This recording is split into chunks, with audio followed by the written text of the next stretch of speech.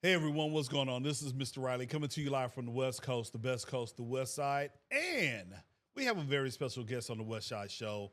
West Side Show. Say that 5 times fast on the West Side Show.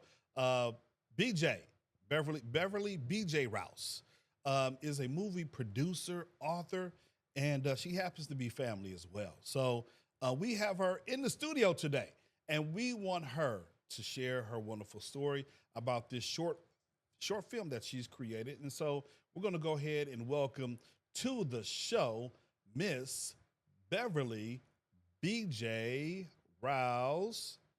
Hello, Beverly. How are you? Good, cousin. There you go. There you go. Okay. Can you say hi one more time for the people? Hello. All right. All right. Now, do you care to sing like you were doing a few moments ago? Do I want to test? No, A, B, no, C, please don't do D, E, F, G. Hey, welcome to the show, cousin. How Hey. are you? I'm doing well. A little hot, bothered, It is kind of warm. Sweaty, but It's kind of warm in the a little studio. shiny. You know, I'm sorry we didn't pay the air conditioning bills, We but- got it. but we're going to get prices are through it. high. Absolutely, we're going to get through it. So I brought you here. You know, this has been a long time in the making. So thank you for being here on the West Side Show. Thank you for having me. But you have a wonderful short film movie that's kind of running its circuits. But before we get into all of that, Yes. I want you to tell the people who you are and a little bit about yourself. Well, my name is Beverly. Some call me BJ. My last name is Rouse, like house, but with an R. I like doing that. I was born and raised in South Carolina, South Kakalaki. South Kakalaki.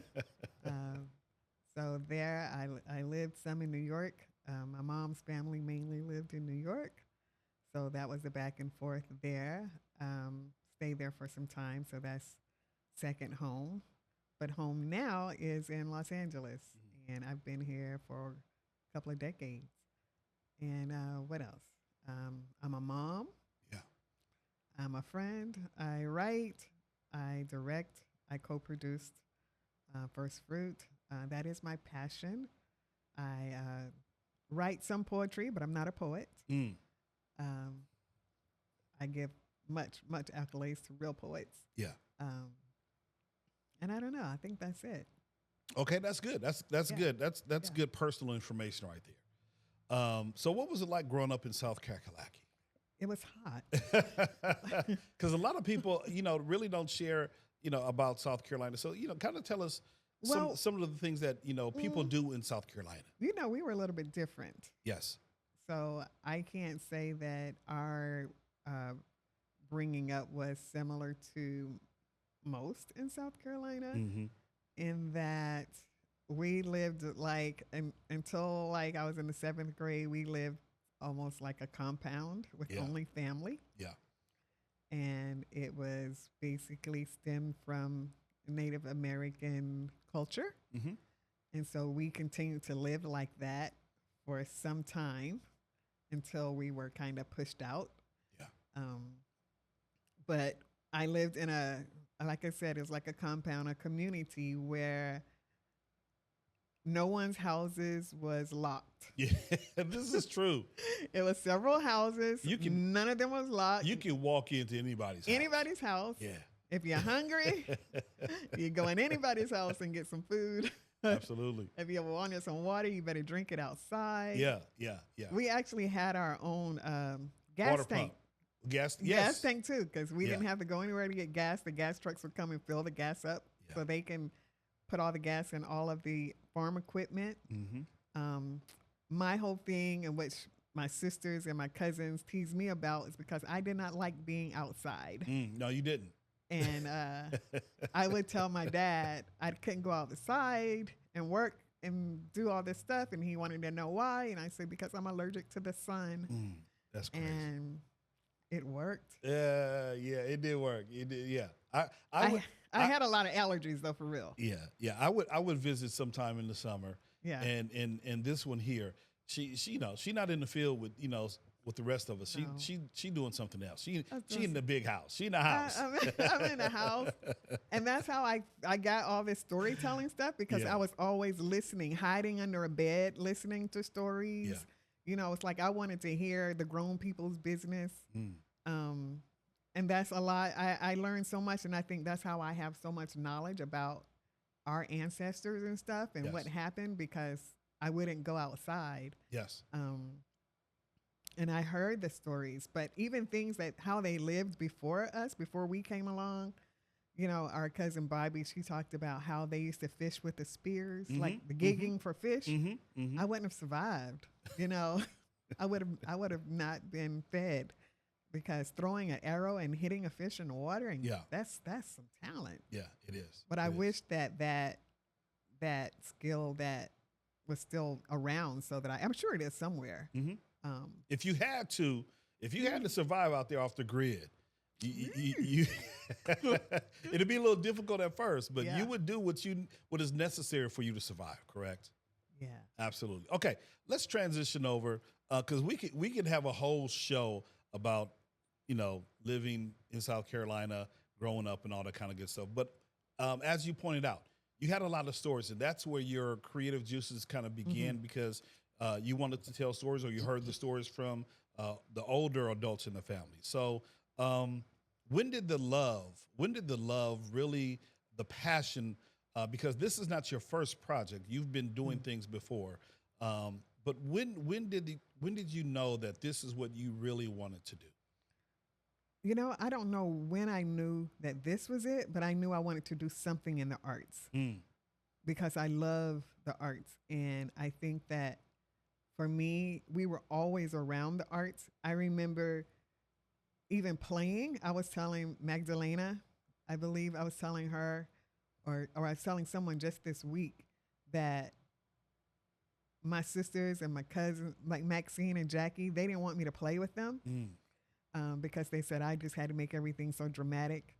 And I remember their story where they had a playhouse and the only thing they would allow me to be was the TV. And so I was like, oh, the TV, yes. They actually can do wanted that. you to be the TV? They wanted me to be the TV Wow. because they thought they had control and they can turn me on and turn me off. Okay. And so I wouldn't go with it. And I would start talking. They were like, something's wrong with this TV because it just keeps coming on when no one turned it on. Right. But when they turned me on, I would make up stories. I would either be a newscaster or a weather person, or I would make up my own sitcom, something. And eventually they would fall into it and want to hear the rest of it because a lot of times they thought it was just silly. Or I would mimic our family. Okay. And I didn't, and that's the thing I was saying with Darren yesterday on my very first radio show with Dr. Sunshine. Congratulations. Thank you. I was saying that both Darren and I said that we're introverts. And a lot of people, if they hear me talk, they don't believe it. But when I'm comfortable around people, I talk. And when I write, I imagine or envision, or, it's just like a tool or a talent. I don't know. But I thought I wanted to do music because we come from a musical family. True. And I know that in the movie, I even paid homage to two of my relatives, to Charlie Rouse. And Charlie Rouse was the saxophonist for Thelonious Monk. So they called him Monk's Man. And he was his sidekick, for the whole time. And I showed the cover for his album 2 is 1, which means a lot about the movie, about the character. And then on my maternal side, my mom and James Brown are cousins. And I used his album cover, The Payback, which is related to the film as well as far as a message. And I just wanted some of the ancestors for me to be there. And then the support of I have, my cousins that are still around and they're singers. And so just all that, I was around talent all the time. And I knew I wanted to do something.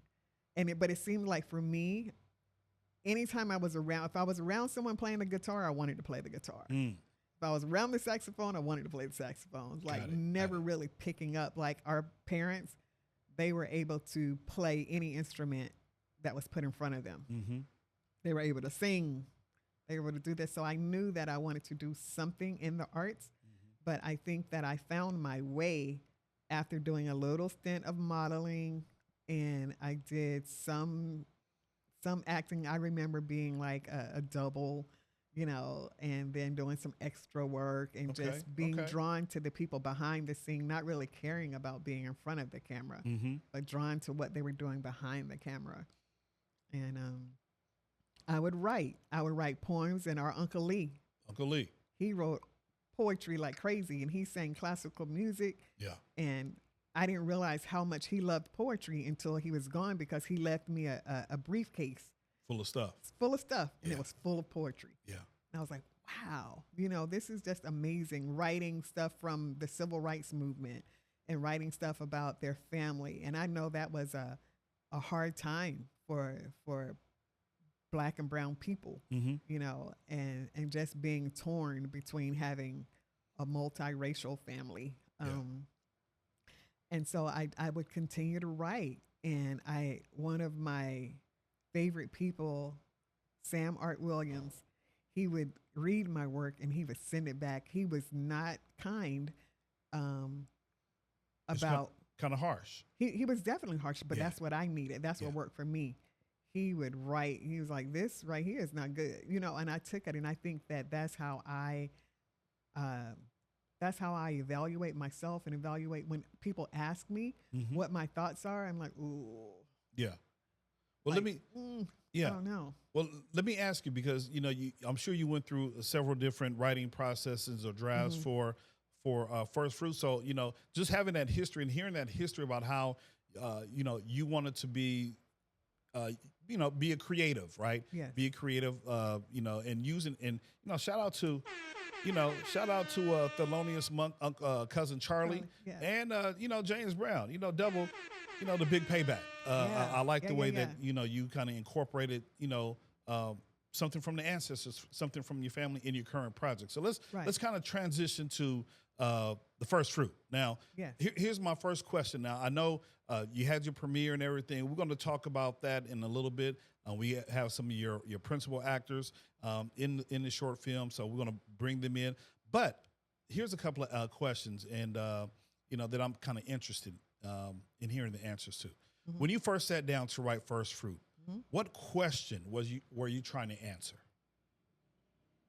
What question? That's a loaded question. There, it's like Okay, well let's dissect it. Let's break it down. Okay, let's break it down a little bit. So, were there questions, or what was your thought process when you sat down and wrote First Fruit? Okay, so that's interesting because there was no thought process. Okay. So I have to say about me, I don't think of a story most of the times and write it and figure it out.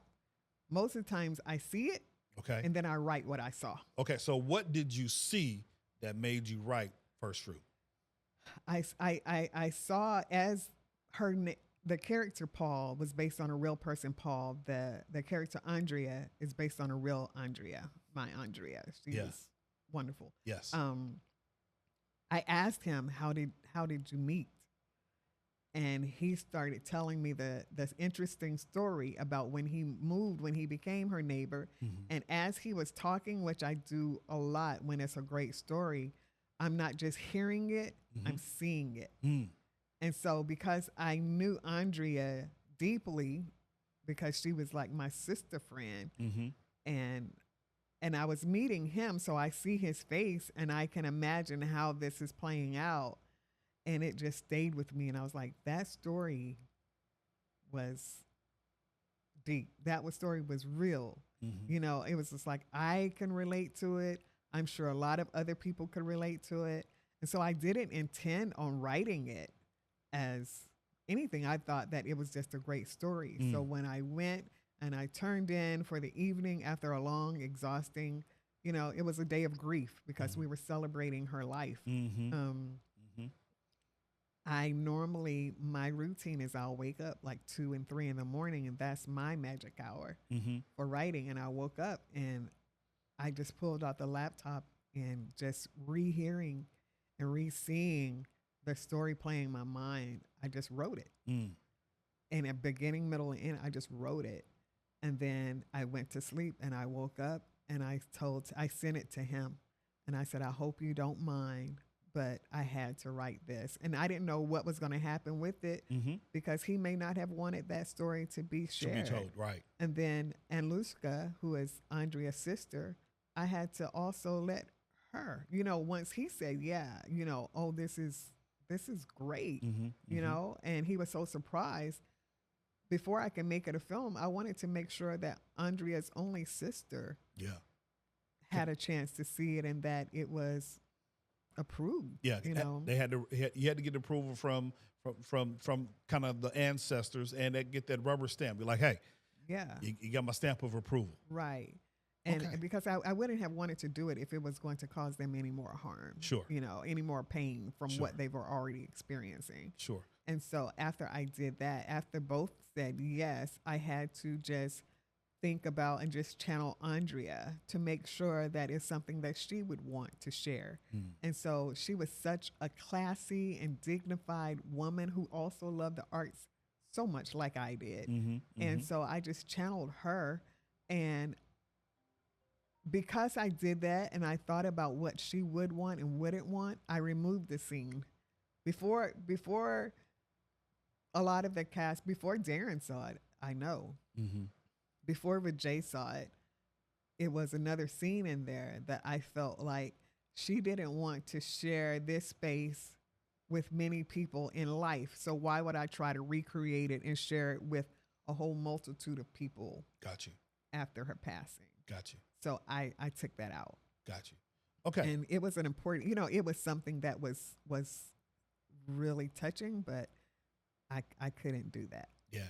So, another question too. So you didn't necessarily think about it. You kind of saw it and then wrote kind of the thoughts came to mind, and then you kind of, said, hey, I need you to do this. I need you to do that. That's kind of how it played out in your mind, correct? Right. And then after you do, my old writing partner, David, he used to call it the vomit draft. It's just spill everything out. And quite descriptive. Yeah. But that's what he would say to me all the time because he knew it was like, come on, David. I miss him. But after I did that, and then you go back and rework it. And so it's just like the first one is just pure.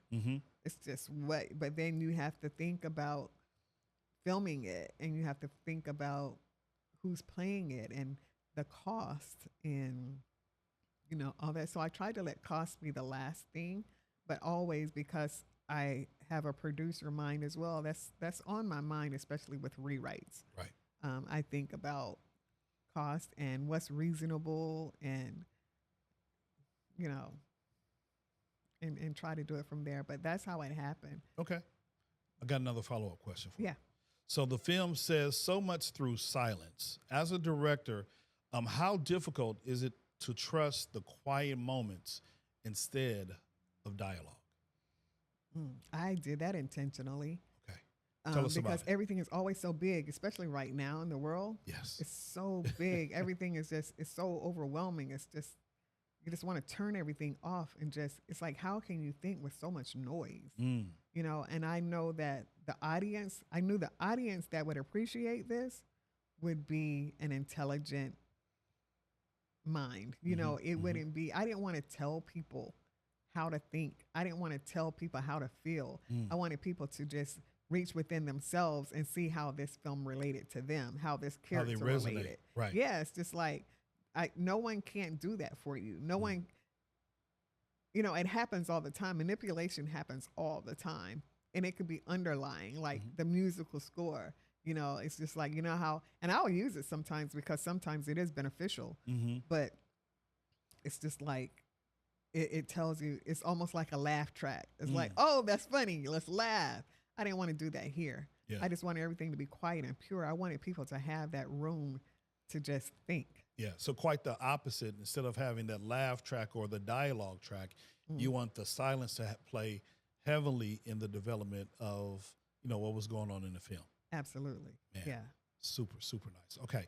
And can I say this? Sure. That's a great reason that these two actors were perfect Okay. for the film because they're both dancers. Mm. They're both choreographers.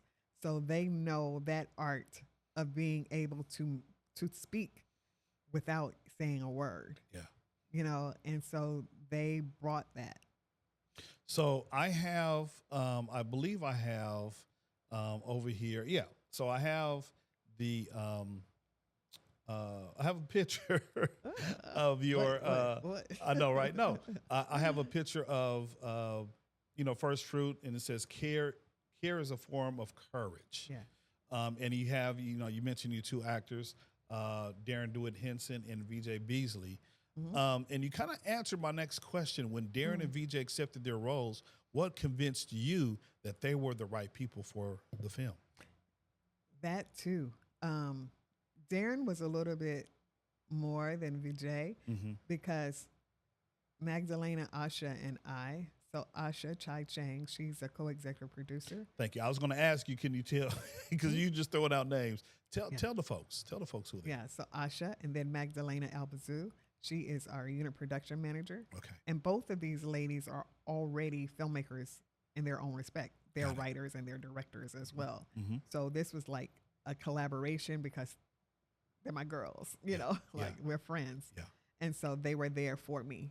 And so we were going through like, who can do this, and everyone making suggestions like, do this. And it was just like a small group that we were like, okay, Small community. Huh? Yeah, a small, and we were thinking like, this one will work for this and this one will work.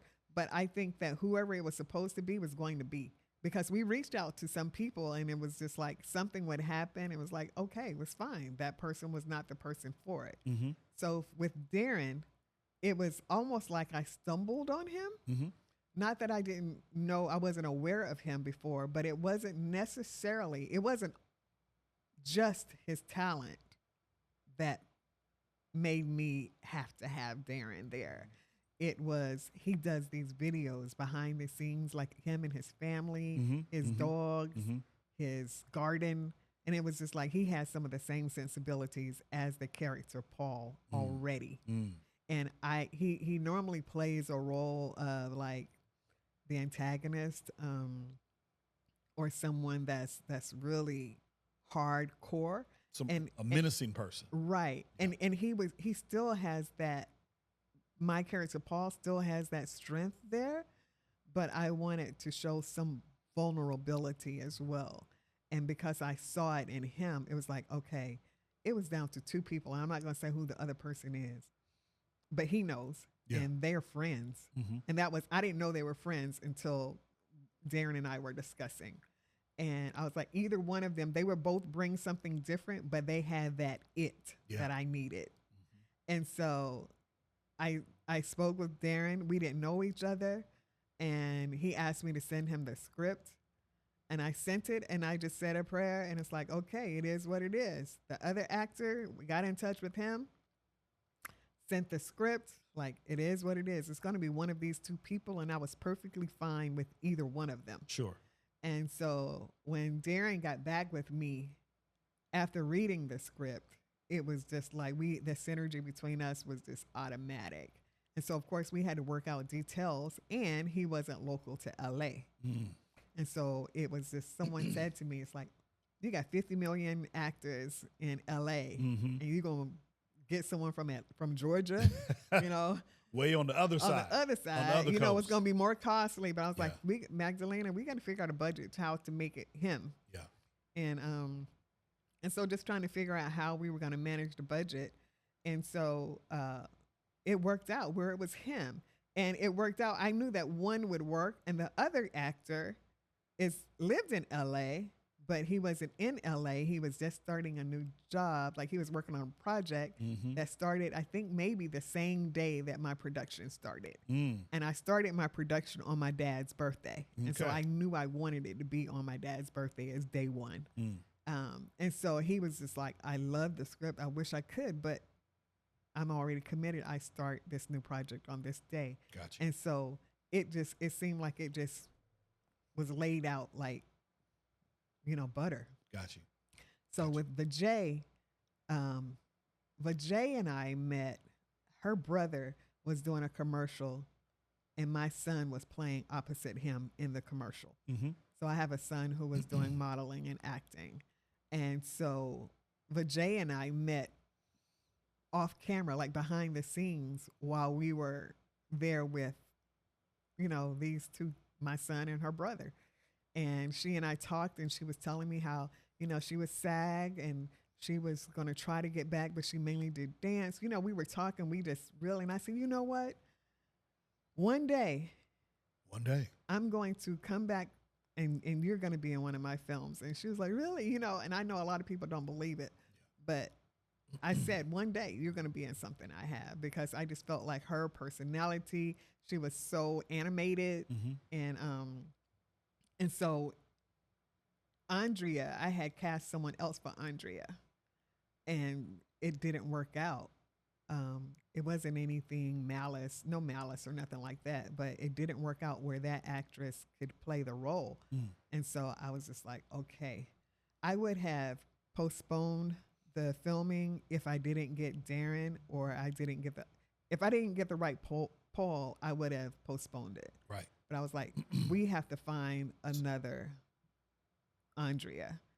And I went onto my Facebook, and you know how it gives you those friend suggestions? The very first picture in the box was Vijay. And I was like, that's her. Confirmation. It was like I hadn't thought about her for this role, but I was like, it's her. Yeah. It's her. And so I immediately called her. And I was like, Vijay, we had stayed in touch, but not like calling each other or anything, but we never lost touch. Yeah. And when I saw that, because she was not my friend on Facebook, but it was a suggestion, maybe because we had similar friends or similar hobbies or something. That's how meta works. Right. And so, but she was the very first person in the box. Yeah. And so I reached out to her, and she was like, really, like, you knew, and she knew too that I would come back because it was real. And so I told her I wanted her to read the script, and throughout that day we communicated, and it worked. And then it was supposed to be a 3-day shoot. It was supposed to be a 2-day shoot with a pickup day. And then it was that, excuse me, she had the unfortunate experience that her godfather passed. And the memorial service was on our day 2. And so her role, we had to basically squeeze, because I still wanted it to be her. Yeah. Because she had already become her. And so we did all of her filming in one day. Oh, wow. And then we did Darren day 1 and 2. And we end up not doing a pickup day because it was just so much. I think that we could have overdid it by just trying to get everything that, I thought I needed. Yeah. But I got what I needed.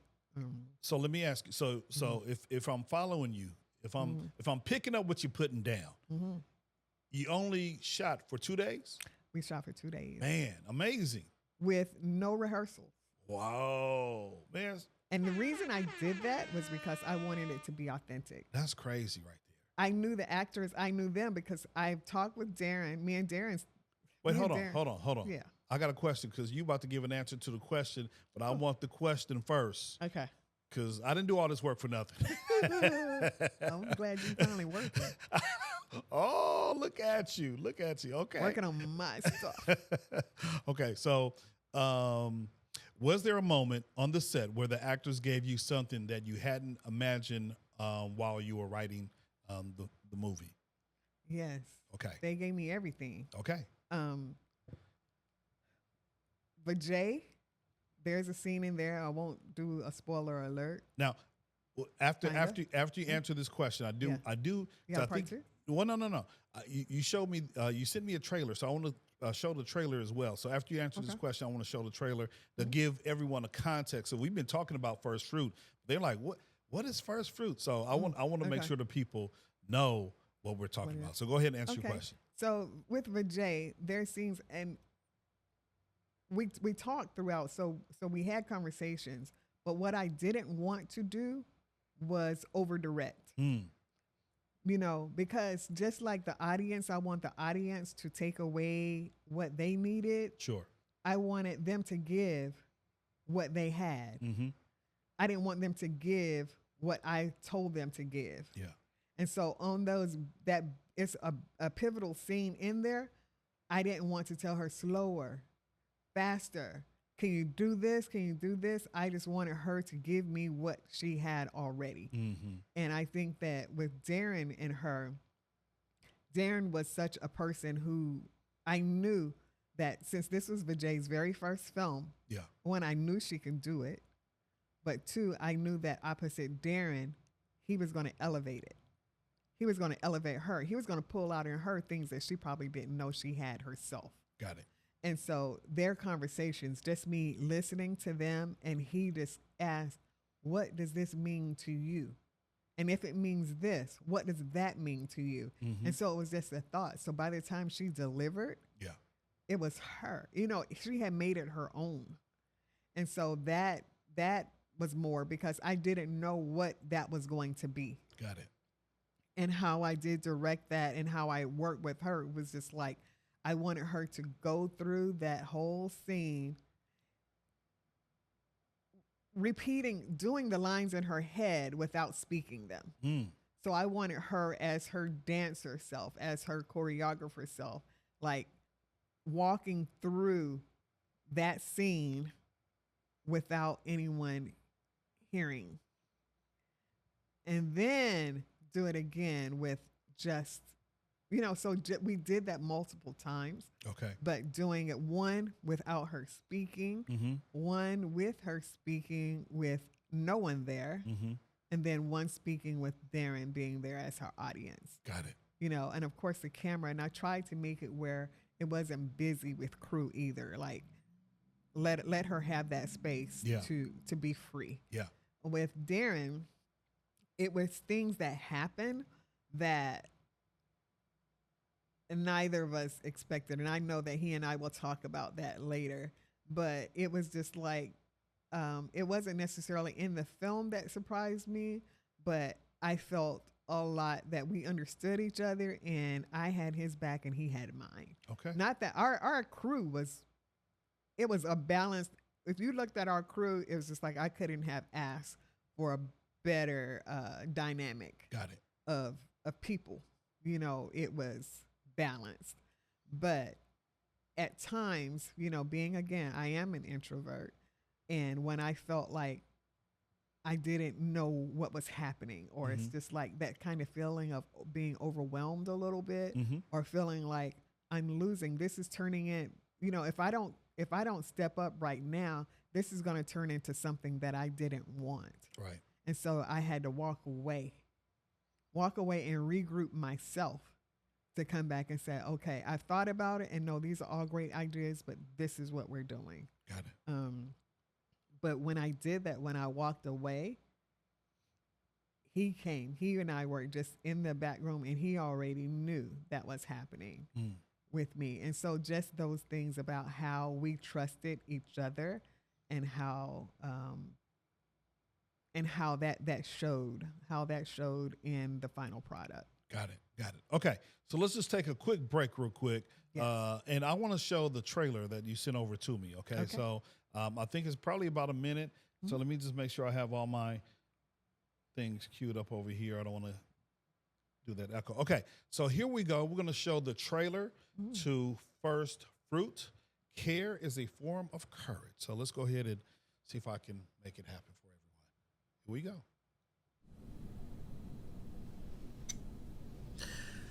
I understand the assignment.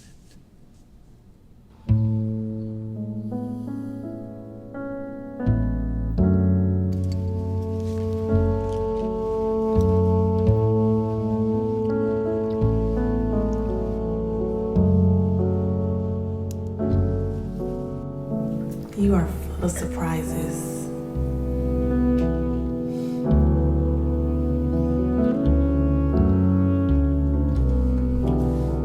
I used to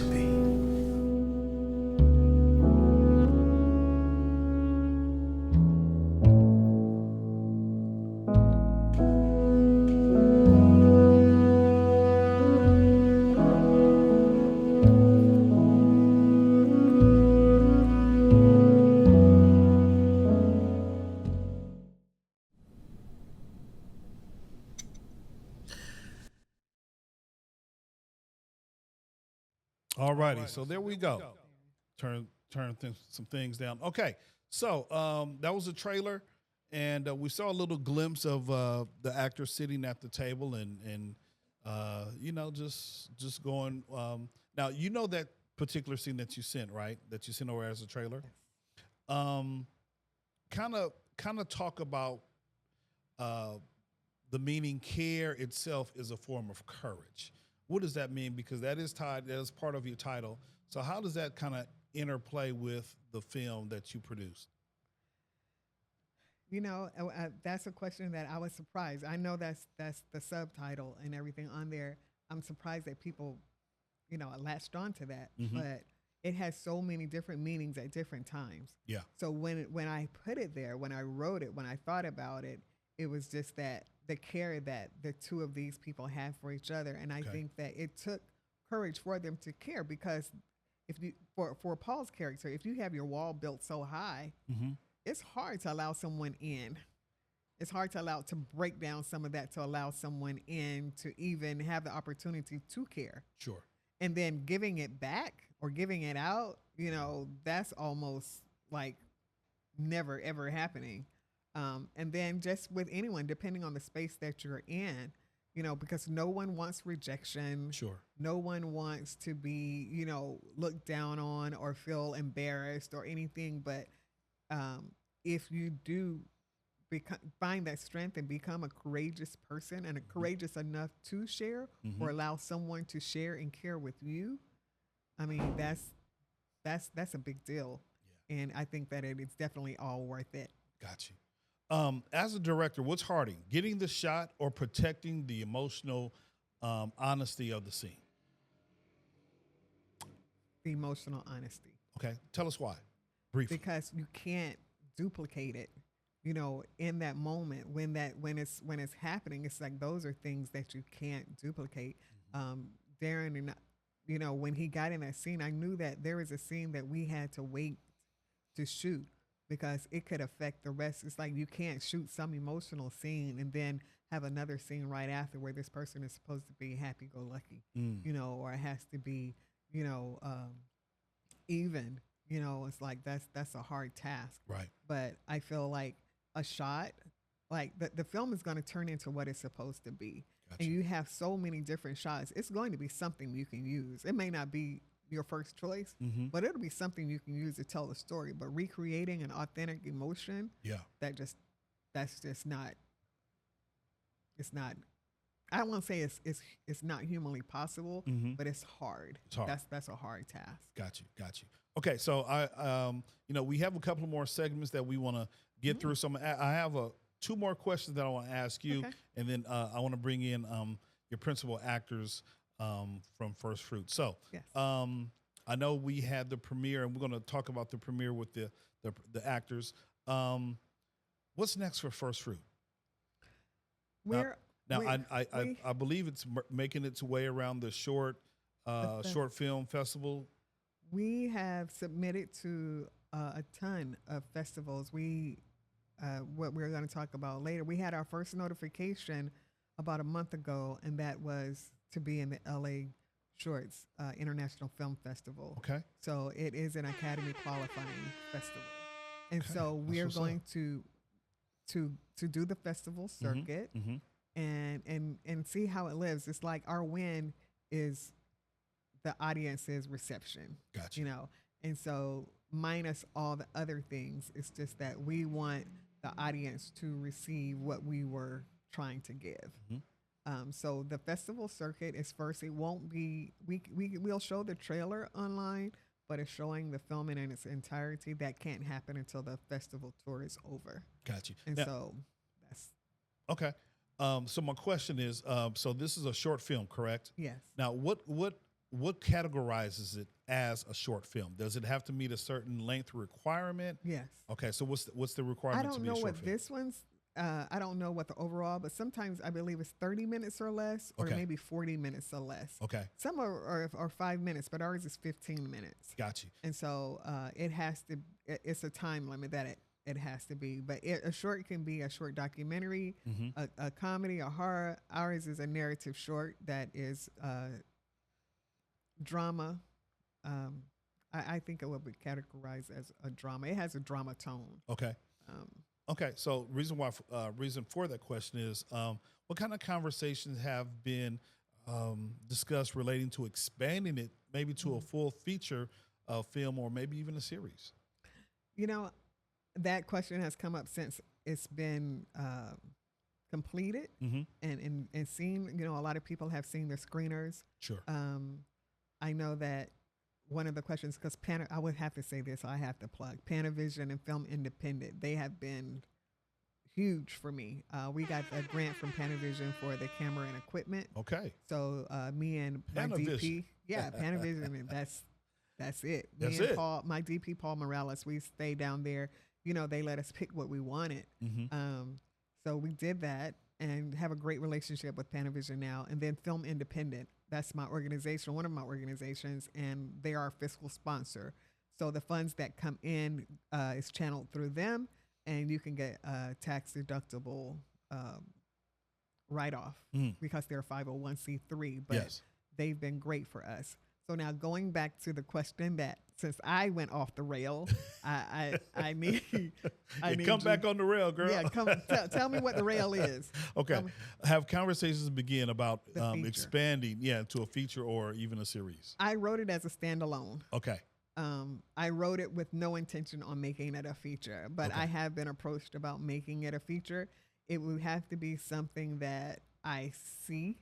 And right now, I don't see how that would go because I don't know if I would continue to base it on the real lives of these two people, Sure. or if I would make it just totally fictional, something that I just create based on a number of people. Yeah. So it's possible, but Okay. right now it's not on my radar Okay. because I have a couple of other projects that are first in line. Gotcha. So if it happens, it would be, okay, here's a deal. So now you got to write this, or it has to wait until I complete what's on my slate. Got you. Got you. Okay. Last question for this segment. 5 years from now, what do you hope? 5 years. Oh, there you go. Please don't start singing. 5 years. 5 years from now, what do you hope people remember about this particular project, First Fruit? Oh, Ah, that. I want them to remember that when they saw it, they had to exhale, okay. that they took a breath, and that they wanted to do something different in their lives to better themselves or to better the lives of someone else. Got you. Okay. Well, BJ, we appreciate you hanging through for this first part of our two-part series. Hey, best of luck on the short film independent circuit. I can't wait. Now, I think you said you sent me the movie. Me and your wife, my cousin. You sent me the movie, so I need to check it out. Yeah. Okay, You see, have the screener. I have the screener. Yeah. Okay, so I have to check it out. But best wishes, good luck, and man, this is phenomenal. Thank you. It's cousin. monumental, Thank you. and you know that we are with you every step of the way. Thank you. So you kind of hang out in the green room real quick, Okay. and let me just wrap up this segment, okay? Sounds good. All right, guys. So we had a wonderful conversation with Beverly BJ Rouse, and man, I can't wait to talk to the principal actors, Darren and Vijay,